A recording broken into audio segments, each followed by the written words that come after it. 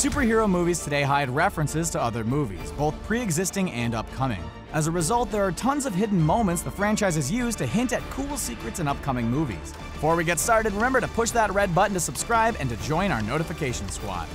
Come on, let's go. Also, can you guess what movie these emojis represent? Stay tuned to find out. Guardians of the Galaxy. Let's talk about Howard the Duck.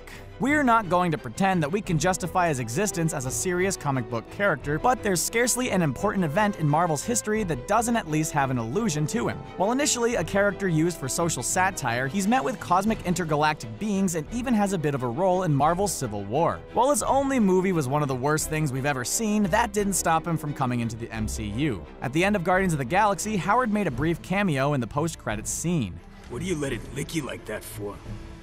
Gross. It got a few laughs and got some more casual Marvel fans confused, but it doesn't end there. Guardians of the Galaxy Volume 2 has a blink and you'll miss it moment. Early in the movie, during a bar scene, Howard the Duck, voiced again by Seth Green, can be seen talking in the bar. So he has officially appeared twice in the MCU. Does that mean we can get a Howard the Duck movie with Seth Green writing and directing? Howard the Duck and Robot Chicken? That would be hilarious.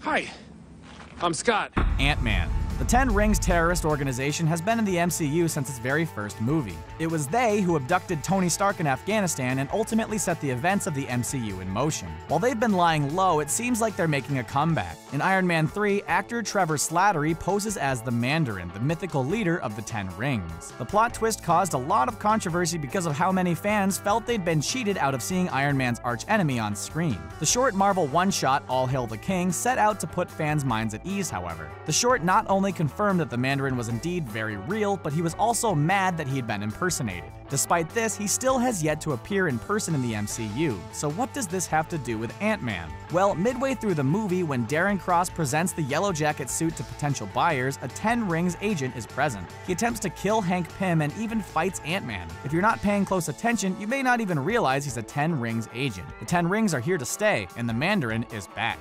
Iron Man 2. Iron Man 2 could easily be accused of being less a movie and more a 2-hour trailer for the Avengers. The movie, which was widely criticized for its lack of focus, was layered with references to the upcoming Avengers movie. Some of them were subtle, others not so subtle. While the movie drew great attention to Thor's hammer falling from the sky and featured Nick Fury and Black Widow heavily, there were a few subtle nods to the still developing MCU. Captain America's shield appears in the background of Iron Man 2. This time, though, it was less an attempt to hype fans up for the Avengers and more a backstage joke. Jon Favreau said in interviews that an industrial light and magic artist put it in there as a joke. It got a laugh and Jon Favreau said to leave it in because it was pretty cool and he wanted to see if anyone else saw it. At the time of the interview, the first Captain America movie had not been released, so he kept the canon reason for the shield being their secret. He simply dropped the hint that Howard Stark had a hand in creating Captain America's gear. Man of Steel.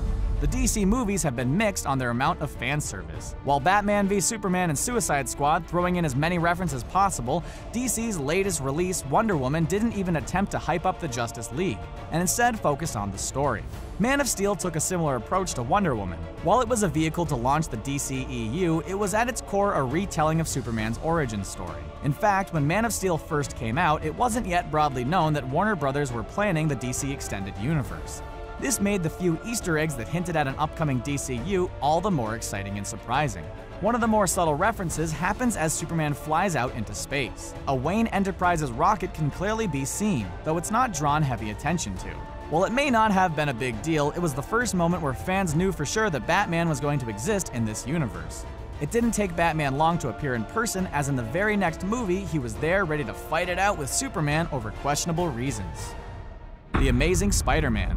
At the risk of sounding cliché, unless you're a very hardcore Spider-Man fan, you probably wouldn't have noticed this reference. Sony's first attempt at a Spider-Man Extended Universe failed, but it did have a lot of cool references to the Sinister Six. The earliest reference, however, was one that would fly over a lot of fans' heads. One of the extras who appears in The Amazing Spider-Man for only a few minutes is named Smythe.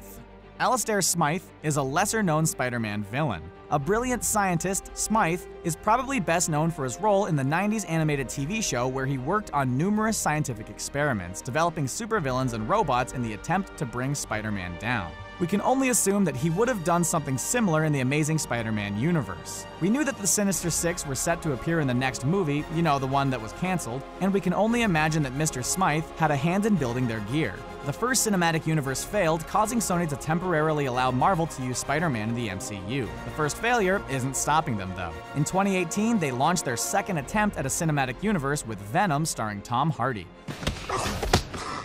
You know, people like you are the reason I was afraid to go to school as a child. X-Men First Class. Mystique has been a main role in the X-Men film since day one. In the movies, she's a longtime friend of Magneto, despite spending very little time with him in the comics. Their relationship is an interesting one. While they seem more like friends in the original trilogy, the prequel movies hinted at romantic interest between the two. While the prequel movies were undoubtedly killers of canon, they did do a great job at breathing new life into the franchise, as well as throwing in some handy references to the previous films. During the scene in which Mystique, played by Jennifer Lawrence, appears in Magneto's bed, she tries to convince him to spend the night with her by changing form. Magneto is a class act and isn't really interested in her, but tells her she's most beautiful in her natural blue state. One of the forms she changes into is Rebecca Romijn, the actress who played Mystique in the original movies. It was a great little joke, and one that could only really be done with a character like the shape-shifting Mystique. While Rebecca Romijn has yet to appear in another X-Men movie since then, we're still holding out on her return. Jennifer Lawrence may have played Mystique, but Romijn embodied her. Your plan. Do I really look like a guy with a plan? The Dark Knight. Now it's time for a dark one. The Joker is known for being a bit of a wild card in The Dark Knight. The late Heath Ledger performs the role with a furious, anarchic energy. One moment he's somewhat funny, the next he's downright terrifying. When he's not hatching elaborate schemes, he's sending gritty, disturbing home videos to news stations. Those gritty videos, while not talked about as much, are a big part of what made the Joker so terrifying in The Dark Knight. There was the sense that he was harming people for no good reason, other than his own amusement. The Joker ends the video with, "People will die. Starting tonight. I'm a man of my word." A man of his word, he certainly was. But there were tons of plausible moments that hint at the Joker's backstory, too. While the Joker gives multiple stories behind his scars, the truth may be decipherable if you pause in the right places. The Joker can be seen being eerily familiar with high-end military technology, as well as formulating complex plans. He also references that if a truck full of soldiers blows up, nobody panics. That and external reading material surrounding The Dark Knight all seem to hint to the Joker's actual backstory being that of a hugely disgruntled former soldier. Riddle me this. Batman v Superman: Dawn of Justice. The Riddler is one of Batman's most popular foes. While not as household a name as the Joker, the Riddler appeared in the 1960s Adam West TV show and has been decently known ever since. Despite this, he hasn't ever had a serious depiction in a movie before. While there's nothing terrible about his portrayal in Batman the Movie and Batman Forever, they were less the scheming, slimy villain we love from the comics and more comedians. However, in spite of this, we now know that the Riddler does indeed exist in the DC Extended Universe. While he has yet to appear in person, his logo appears graffitied on a pillar in Batman v Superman: Dawn of Justice. While it could be seen as a little nod to the character, in an interview with Collider, director Zack Snyder said that he had intended for the Joker and the Riddler to appear in Dawn of Justice. They were removed from development because Snyder and screenwriter Chris Terrio thought it would be better to spend more time with the titular stars of the movie. With Batman v Superman being a pretty cluttered movie already, we completely understand the decision to save the two iconic villains for a later point in the movie. If only they'd restrained themselves and done the same with Doomsday. Something tells me a whole lot of people are about to die. Suicide Squad. The now Academy Award-winning Suicide Squad did more than win Best Hair and Makeup. It also used every second possible to cram in as many references to the DC universe it could. And? Whereas we actively see the Marvel Universe unfold, with superheroes gaining their powers, the DCEU is a universe that is already well-defined before the movies were released. This means that there's a lot that the audience needs to be brought up to speed on. While we avoid the cliché origin stories, it's still important for us to catch those Easter eggs and learn more about what happened. In a blink and you miss it moment, Harley Quinn's character card reveals that in this universe, it was her and not the Joker that killed Jason Todd, Batman's second Robin.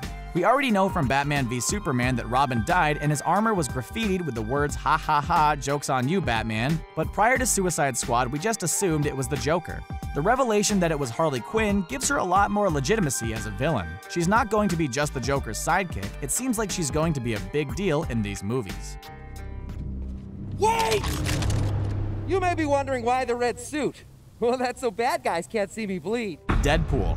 Hugh Jackman ended his 17-year-long stint as Wolverine with the latest X-Men movie, Logan. He currently holds the longest tenure as a superhero for any company. While RDJ as Tony Stark has appeared in a lot of movies too, he has another 8 years to go before he matches Jackman. He is also the only actor to have appeared in every one of the X-Men movies so far. But what about Deadpool? Well, it's not technically an X-Men film, but it seems to be set in the same universe, and Jackman doesn't appear, right? Well, we're sure you all paused to gaze at Jackman's glorious cutout face at the end of Deadpool. He may not have appeared in person, but he was used to hide Wade Wilson's disfigured face. It all works out well for Deadpool, though, because his girlfriend still loves him even if he doesn't have Hugh Jackman's rugged looks. Unfortunately, it doesn't look like we'll ever be seeing Hugh Jackman in the role again, so we won't be able to see him and Deadpool team up properly and make amends for X-Men Origins. Still though, Logan was a great end to an old character and Deadpool was a great beginning to a new one. Well, that's all we have time for today. What are your favorites? Also, the answer to our emoji quiz was,